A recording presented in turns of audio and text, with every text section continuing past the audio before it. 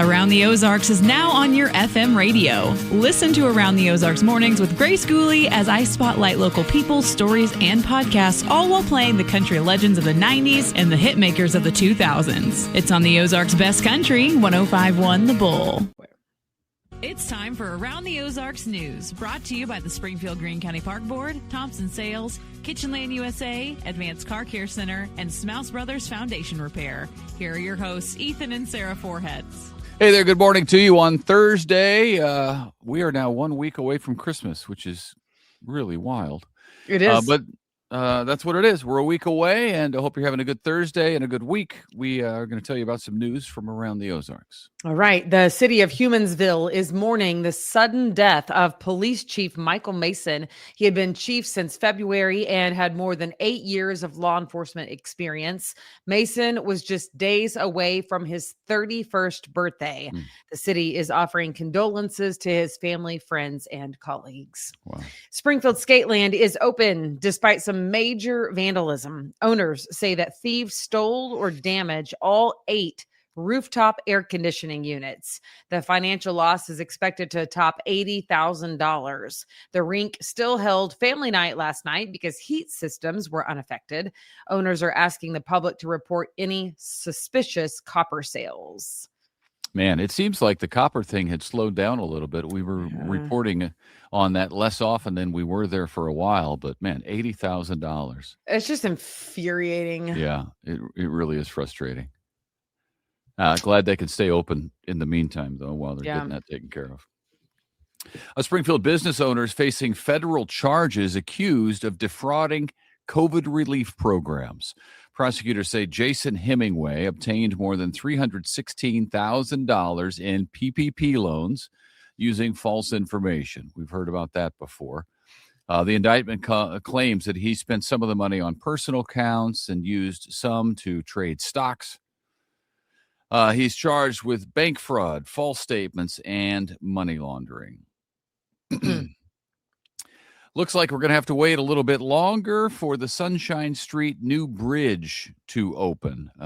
That road will reopen eventually. It is currently behind schedule. It's been a few times now. The replacement project is now expected to wrap up the second week of January. So we're weeks away. Weather delays have pushed back the timeline more than once after construction began in August.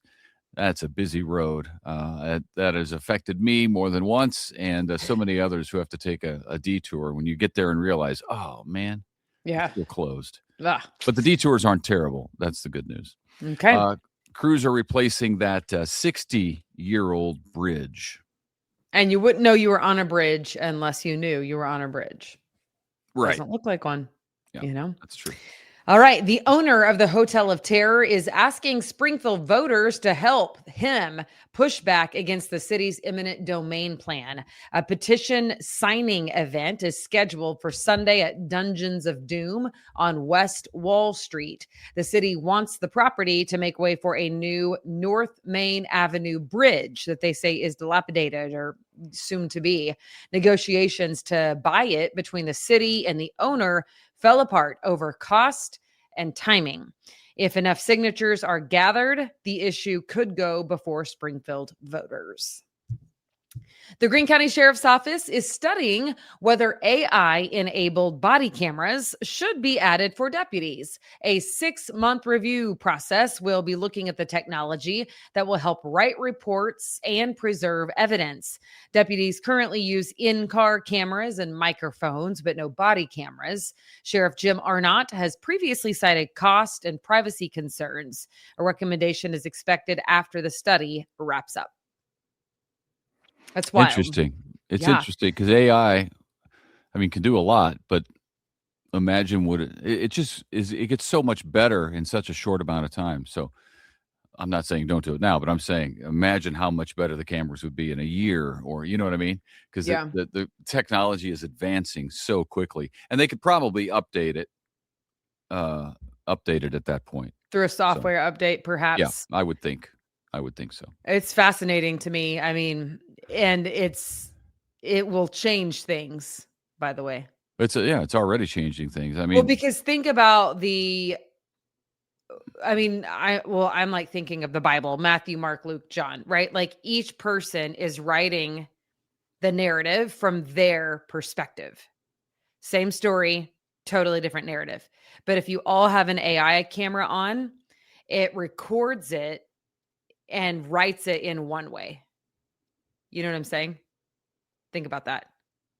Because where body cameras are valuable is when you have to go to court and they have to like prove or disprove something happened in a certain way. Sure. And you have human perspective in that. You know what I mean?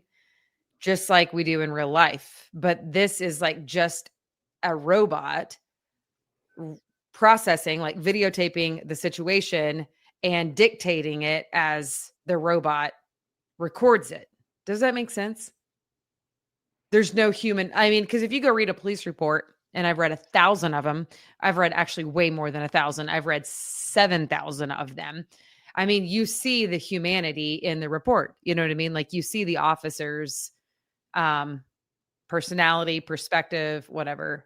I don't know. Well, but there's still humanity involved, because what's written up by AI will then be interpreted by prosecutors and eventually maybe a jury, and a judge. So there's still human intervention and interaction involved. Right. I mean, I'm not saying do it or don't do it either. I'm just saying like it will absolutely change the game somehow. Like it will. Well, it'll. My guess is they're looking at it to speed up the amount of time that's involved in what the officers and deputies have to do. For sure. Because imagine the amount of time they have to sit in their car. Paperwork. Yeah. And doing. Yes. Yeah. Right. So it's coming. Like it or not, it's coming. Missouri Governor Mike Kehoe says he supports Springfield's push for a downtown convention and event center. The governor says $30 million in state funding could still be released if local support is secured. Of course, Springfield voters recently rejected a lodging tax increase that would help pay for the project. So local support has not yet been secured. The center is estimated to cost about $175 million. The governor answered questions about it during a live interview with the Springfield Business Journal. Okay. So that's a hot topic, and the governor's for it right now. Missouri sports bettors were ready to gamble in droves when legal betting launched earlier this month. More than $73 million was wagered statewide week one. Week one, $73 million. Analysts say early interest was stronger than expected. A lot of the bets were actually placed at Arrowhead Stadium, which is now something that you can do. Used to be frowned upon, but now you can do it right there at the stadium. I still frown upon it. Yeah, I don't think it's good overall.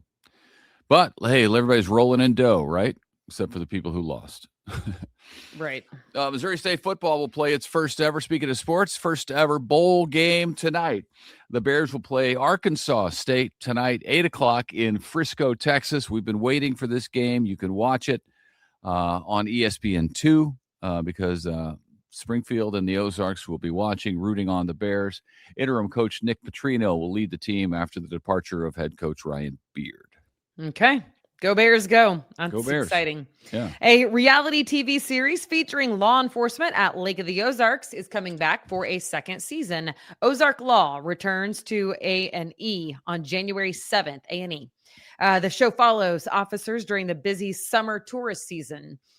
Can get pretty crazy. The new episode features incidents from the summer of 2025, so fairly recent. Season 1 episodes are still available to stream online. Yeah, you may tune in, people. You may see yourself on TV if you were arrested over the summer up at Lake of the Ozarks.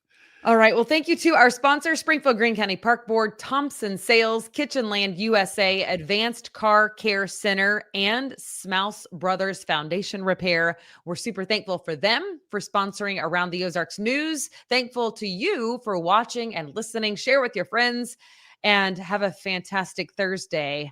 The countdown is on. Yeah, we're getting close. Less than a week. Here we go. Have a good day. See ya.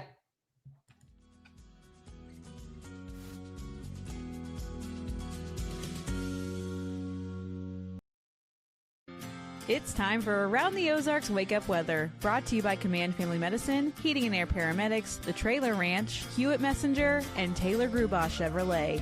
Here's your host, meteorologist Abby Dyer. Good morning, everybody. Welcome to your Thursday. We are waking up in the Ozarks with mild temperatures. If you just look at the thermometer, you would think, hey, it's going to be a nice warm day. Don't be fooled. We have some rain on the radar this morning and some gusty winds heading into the Ozarks today. So that's my big headline for you. Prepare for the wind. It is still going to feel like a cold day. We've got a wind chill factor out there today and temperatures that will actually be falling in the afternoon. So it's one of those weird days where we hit our high temperature for the day a little bit early on. Winds are the big headline in the forecast today, and we're looking at a cold front that's going to be pushing through the region. This morning, we're waking up with strong south winds. That's what's been keeping our temperatures so mild. But these numbers are going to come down, and I have temperatures falling through the day, eventually landing in the 40s. Put a northwest wind on top of that at 40 miles an hour, and it's going to feel rather chilly. I encourage you to bring the umbrella and also a coat as you head out the door today, even though temperatures don't look like they're going to be that bad. We've got a cold front pushing its way through the Ozarks. Showers are in the forecast already. There's some light activity on the radar. By this afternoon, there could be a couple of thunderstorms. There's a severe risk today, but it's not for us. It's east of our area in the Ohio and Tennessee River valleys. I do expect we could see maybe a few rumbles of thunder, some pockets of heavier downpours, but for the most part, we're talking about a rainfall event this morning that keeps very low numbers in the rain gauge. Less than 1/4 of an inch is what's likely in most locations. Temperatures are dropping behind that front, and strong winds have kicked in out of the northwest. We're talking 30 to 40 mile an hour gusts. So Christmas decorations, gotta make sure they're pinned down on the front porch. Travel may become difficult also today for high profile vehicles, and loose objects could be blowing around on the ground. So just keep that in mind. I do expect the winds to stay breezy all day long. With the breezy wind and the really low relative humidity conditions, combined with drought conditions that have been pretty persistent across the Ozarks, we do have some elevated to significant fire weather concerns across the region today. Highest risk is going to be out west of Highway 65 toward the Joplin region, all the way up toward Nevada. But we've got an elevated risk here in Springfield, and the entire area has at least some threat for fire weather. So do be cautious today. Not a good day to do any burning. A brief cool down is in our forecast for Friday. It's just a blip in our forecast. We have some cooler weather and 40s for highs building in on Friday. I think by this weekend, those are going to be all long gone, and we're talking 60s in the forecast for the weekend. So a very nice warm up on the way as we head into Saturday and Sunday. Around the country, what's making headlines? It's dangerous winds and heavy snow happening, producing very hazardous travel from the northwest to the central northern portion of the United States. That northern tier of the country really getting walloped with a winter storm. We also continue to see heavy rain for parts of the Pacific Northwest today, contributing to some of the flooding concerns that have been ongoing out there. And then today is a cool down for much of the northern plains and the upper Midwest. We are going to feel a cool down for us too. And the effects of that cooler air are going to head into the Ozarks on Friday. As I mentioned, though, it's not going to last long. I think we warm up in the forecast as early as Saturday and Sunday.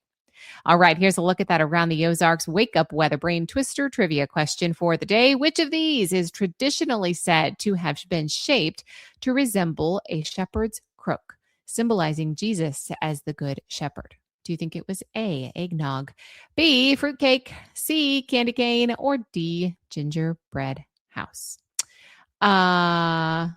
This was kind of a gimme, wasn't it? Congrats if C, candy cane, was your answer. Here's the trivia question that I'll leave you with for tomorrow. In which country did the pagan tradition of burning a Yule log originate, influencing many modern Christmas customs? Where do you think this started? A, England, B, Germany, C, Norway, or D, France? You can let me know your guess. That's at the website, aroundtheozarks.com. Big shout out to our sponsors this morning: Command Family Medicine, Heating and Air Paramedics, The Trailer Ranch, Hewitt Messenger, and Taylor Grubaugh Chevrolet. Hope you have a fantastic day. I'll catch you again first thing tomorrow morning. If you need weather info through the day, if you're wondering what those winds are doing, make sure you check that out at the website. We've got it updated all the time on the weather tab. That's at aroundtheozarks.com. Have a great Thursday. I'll be back to chat with you first thing tomorrow.